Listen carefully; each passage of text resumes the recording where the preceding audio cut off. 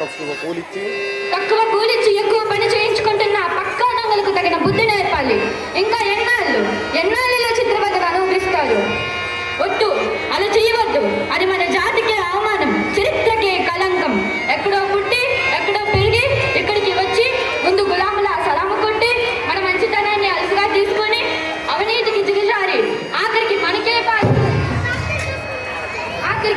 పాలకైన ఆంగ్లేయులు మనం ఉపేక్షించకూడదు. అనుక్షణం ఎదిరించాలి.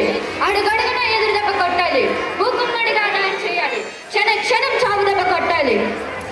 ఈ యుద్ధం మీకోసం కాదు, మీ చెల్లెల కోసం, మీ బిడ్డల కోసం, మీ భావితరాల సుఖ సంతోషాల కోసం. చరిత్రలో మనం ఉండకపోవచ్చు, కానీ ఆ చరిత్ర మనతోనే మొదలవ్వాలి. వాళ్ళ దృష్టిలో మనం సామాన్యులమే కావచ్చు, కానీ అదే సామాన్యులు ఒక సామ్రాజ్యాన్ని కూలదోశారని చరిత్ర చెప్పుకోవాలి. కదలండి కథన రంగానికి, రోగించండి యుద్ధ పేరి, సాగించండి సాయుధ పోరాటం. ఆ శ్వేత జాతి పరాభవమే మన కళ. శాశ్వత స్వాతంత్ర సముపార్జనే మన ఏకైక లక్ష్యం. వందే మాతరం, వందే మాతరం.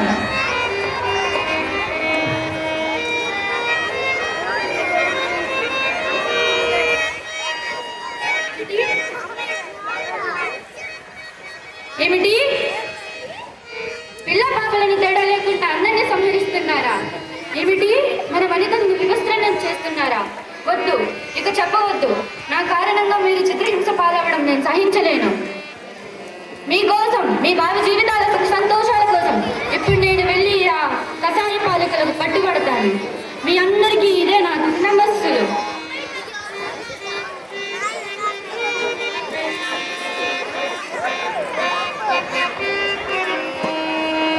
నేను నీ స్వాగతం కోసం రాలేదు రుదఫర్డ్.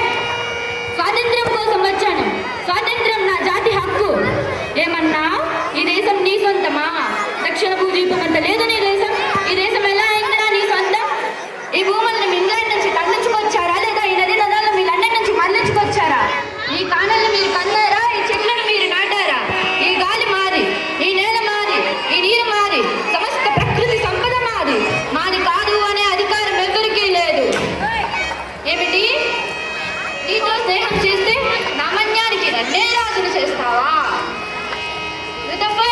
నేనే కాదు, భారతీయులెవ్వరూ ఎన్నడూ ఇతరులను జయించాలని గాని రాజ్యాన్ని స్థాపించాలని గాని కోరుకోలేదు.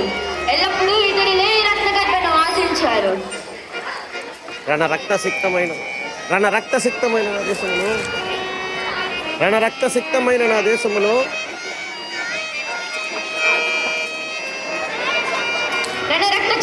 నా దేశములో రాజ్యాన్ని స్థాపించారు.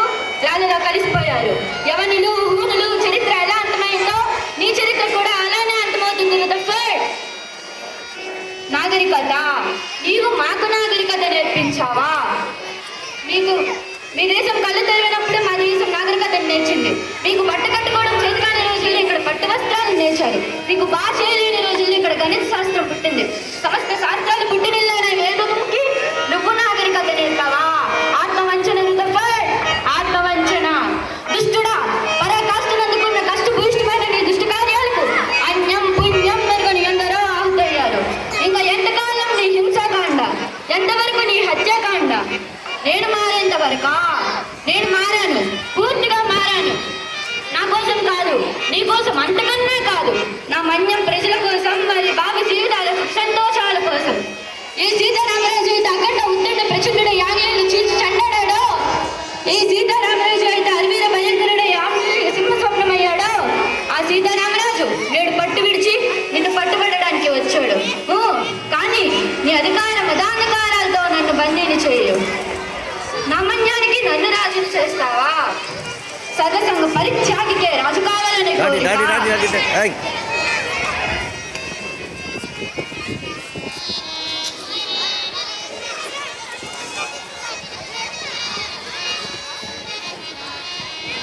రవి అస్తమించని సామ్రాజ్యం అంట, బ్రిటిష్ సామ్రాజ్యం అంట. దానికి ఒక గొప్పతనం అంట.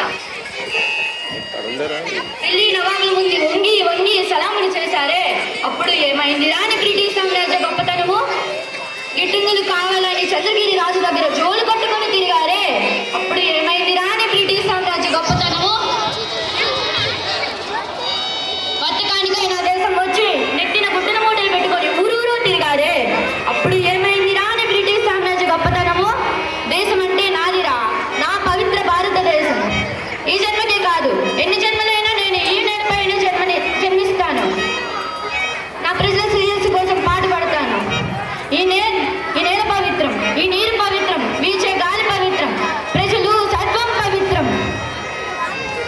తాగడానికి నాది ఆవేశమా? ఏంటి, నాది ఆవేశమా? అవును, నాది ఆవేశమే. రాత్రనక పగలనక ఎండనక వాననక కష్టపడుతున్నా తినడానికి ఇంత తిండి కూడా నోచుకోలేని అభ్యర్థులు నా ప్రజలు. చాలని బట్టలతో అవమానాలను భరించలేక ఆత్మహత్య పాలవుతున్న నా చెల్లమ్మలు. తల్లి పాల లేక కనీసం తాగడానికి ఇంత గంజనీళ్ళు లేక